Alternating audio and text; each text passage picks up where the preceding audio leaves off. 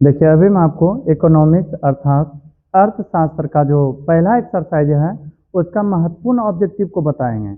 यदि आप इस वीडियो को शुरू से आखिर तक देख लें तो आपको यह बढ़िया समझ में आ जाएगा कि आखिर इकोनॉमिक्स का पहला एक्सरसाइज जो है वह उससे कौन कौन सा ऐसा ऑब्जेक्टिव है जो कई बार बोर्ड एग्जाम में पूछा गया है और आने वाले समय में जो एग्जाम होगा उसमें भी पूछा जा सकता है। इसलिए इस वीडियो को शुरू से आखिर तक जरूर देखने का प्रयास करें ताकि हम आपको अच्छा से इसके महत्वपूर्ण ऑब्जेक्टिव को जल्दी से बता सके। और एक बात, इससे पहले हम पार्ट 1 में कई ऑब्जेक्टिव क्लियर किए थे महत्वपूर्ण, यह पार्ट 2 है। यदि आप पार्ट 1 देख लें तो बहुत अच्छा बात है, यदि नहीं देखे हैं तो जा करके उसको भी देख लीजिएगा ताकि दोनों पार्ट मिला करके आपका पूरा एक्सरसाइज कंप्लीट हो जाए। और एक पार्ट में इसलिए नहीं बता पाते क्योंकि वीडियो ज़्यादा बड़ा हो जाता है, एडिटिंग और अपलोड करने में थोड़ा सा परेशानी होता है, इसलिए कोशिश करते हैं छोटा छोटा पार्ट बना बना करके आपको पूरा तरह से ऑब्जेक्टिव बता दें। तो अब जल्दी से इसके ऑब्जेक्टिव को देखिए। पहला प्रश्न है बिहार के विकास के बिना भारत का विकास संभव नहीं है, यह किसका कथन है? यह कथन जो है ना एपीजे अब्दुल कलाम का है। एपीजे अब्दुल कलाम, वही जो एक तरह से वैज्ञानिक के क्षेत्र में बहुत अधिक भूमिका निभाए थे, वही एपीजे अब्दुल कलाम जो कि एक तरह से मिसाइल मैन के भी नाम से जाने जाते हैं। खैर, आपको इतना बातें याद रखना है कि बिहार के विकास के बिना भारत का विकास संभव नहीं है, यह कथन है एपीजे अब्दुल कलाम का, एपीजे अब्दुल कलाम का। फिर आगे प्रश्न है आर्थिक विकास का तीसरा क्षेत्र क्या है? देखिए आपको इस बात को याद रखना है, प्राथमिक क्षेत्र में आ जाता है कृषि, प्राथमिक क्षेत्र में क्या आता है? कृषि। और द्वितीय क्षेत्र में आ जाते हैं उद्योग धंधा, और तृतीय क्षेत्र में आ जाते हैं सेवा। तृतीय क्षेत्र में क्या आ जाता है? सेवा। इसलिए आपसे जब भी पूछे प्राथमिक क्षेत्र तो याद रखना है कृषि। हालांकि खनन भी होता है, पशुपालन भी होता है, लेकिन मुख्य रूप से कृषि होता है प्राथमिक में। द्वितीय में उद्योग धंधा और तृतीय में आ जाता है सेवा। तो देखिए प्रश्न क्या है, आर्थिक विकास का तीसरा क्षेत्र क्या है? तो बताइए क्या है? सेवा क्षेत्र है। फिर आगे प्रश्न है भारत में योजना आयोग का गठन कब हुआ? देखिए योजना आयोग का गठन 15 मार्च 1950 ईस्वी को हुआ था, 15 मार्च 1950 ईस्वी को।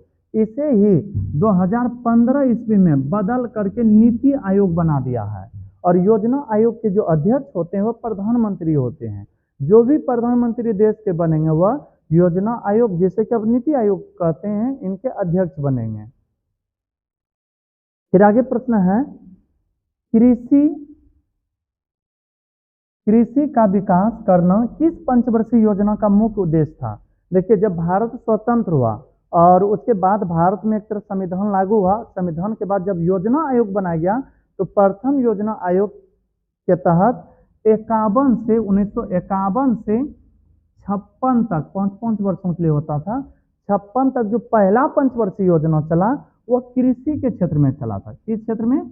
कृषि क्षेत्र में। अब सोचिए कृषि के क्षेत्र में ही क्यों, खुद से सोचिए। मनुष्य को सबसे पहले क्या जरूरत है? रहने के लिए घर या खाने के लिए अनाज। पहले तो अनाज मिलना चाहिए, तो अनाज का संबंध किससे? कृषि से।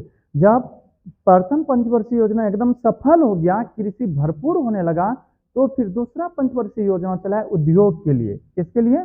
उद्योग के लिए। और तृतीय फिर पंचवर्षीय योजना चलाया सेवा के लिए। अब कहेगा सर सेवा काहेला? देखिए उद्योगों ने पूरा सामान बनाना शुरू कर दिया, तब उसको तो कहीं ना कहीं बेचना पड़ेगा, और बेचने की क्रिया एक तरह से सेवा क्षेत्र कहलाता है।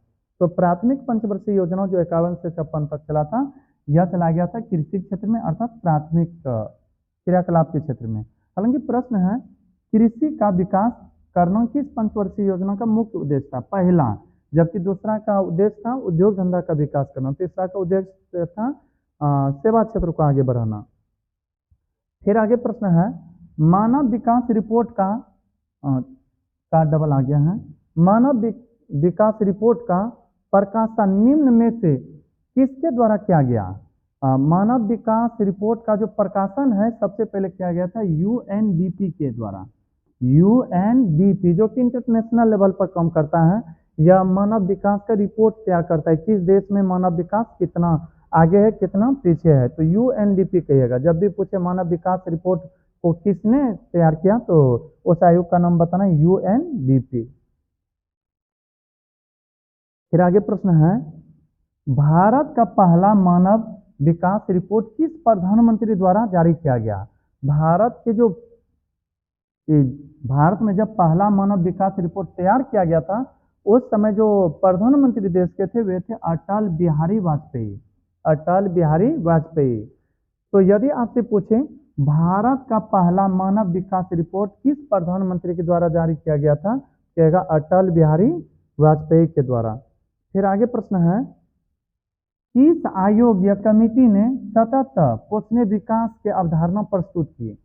सतत पोषणीय विकास की अवधारणा प्रस्तुत की। यदि यह पूछे ना, कहेगा ब्रुंडलैंड आयोग के द्वारा। किस आयोग के द्वारा? ब्रुंडलैंड आयोग के द्वारा पहली बार सतत पोषणीय विकास की अवधारणा दिया गया। सीधा सीधे याद रखिएगा, सतत पोषणीय विकास का संबंध है ब्रुंडलैंड आयोग से। सतत पोषणीय विकास का संबंध किससे है? ब्रुंडलैंड आयोग से। फिर आगे है, भारत की पहली मानव विकास रिपोर्ट कब जारी किया गया था? भारत की जो पहली मानव विकास रिपोर्ट है ना, वह 2002 में शुरू जारी किया गया था। वो भी जब भारत के प्रधानमंत्री थे अटल बिहारी वाजपेयी। वह महीना था अप्रैल का। तो यदि पूछे भारत की पहली मानव विकास रिपोर्ट कब जारी की गई, कहेगा अप्रैल 2002 ईस्वी में।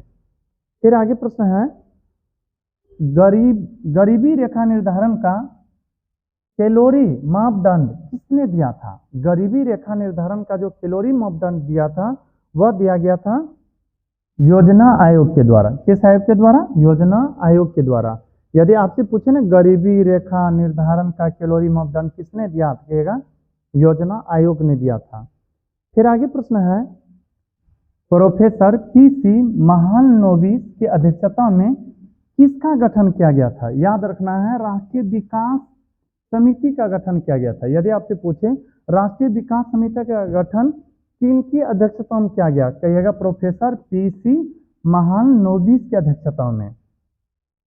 फिर आगे प्रश्न है, खनन को किस क्षेत्र में शामिल किया गया है? याद रखिएगा, प्राथमिक क्षेत्र में आता है कृषि, और कृषि के साथ ही आता है उधर से फिर खनन। खनन जानते हैं ना, धातु सबको खान करके निकालने की प्रक्रिया एक तरह से खनन कहलाता है। खनन हो गया, फिर पशुपालन हो गया, यह सब प्राथमिक क्षेत्र में आता है। तो प्रश्न है, कृषि को किस क्षेत्र में शामिल किया गया है? तो प्राथमिक में किया गया। प्राथमिक में कौन आता है? कृषि आता है। खनन को शामिल किया गया है कृषि में। फिर आगे प्रश्न है, कौन सी आर्थिक क्रिया ग्रामीण क्षेत्रों में प्रमुख है? देखिए, ग्रामीण क्षेत्रों की बात करें तो ग्रामीण क्षेत्र के लोग मुख्य रूप से कृषि पर निर्भर रहते हैं।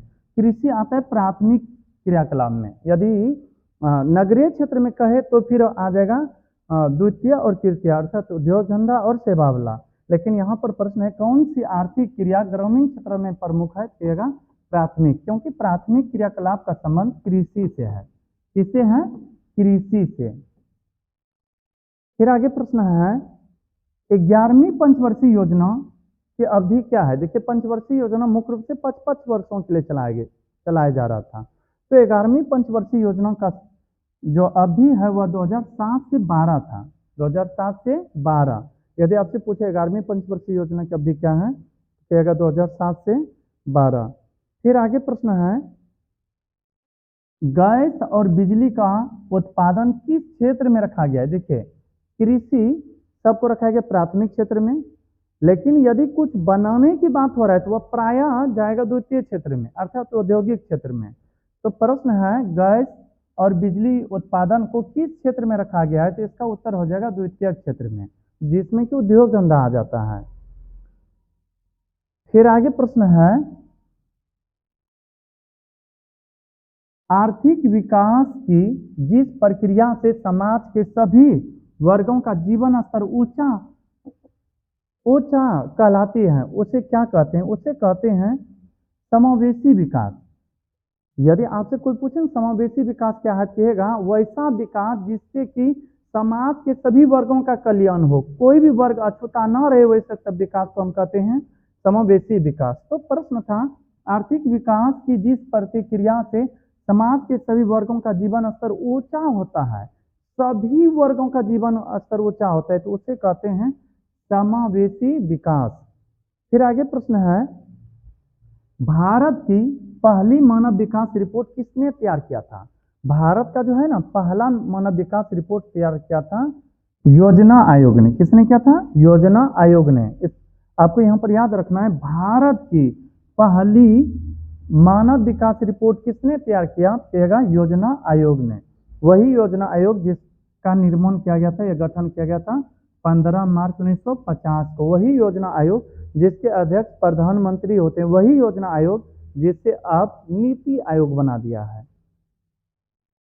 फिर आगे प्रश्न है, सकल घरेलू उत्पाद जिसे हम जीडीपी कहते हैं, सकल घरेलू उत्पाद में किस क्षेत्र का योगदान सर्वाधिक है? सकल घरेलू उत्पाद में तृतीय क्षेत्र का योगदान ज्यादा है, क्योंकि तृतीय क्षेत्र में सेवा क्षेत्र आता है। यदि आपसे पूछे ना सकल घरेलू उत्पाद का संबंध मुख्य रूप से किससे है, कहेगा तृतीय है, क्योंकि यह तृतीय क्षेत्र जो होता है सेवा क्षेत्र, वो काफी तेजी से किसी भी देश के जीडीपी को बढ़ाता है।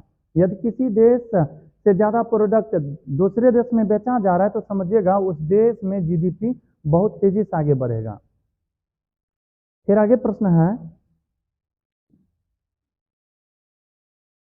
निम्न में से किसका गठन आर्थिक योजना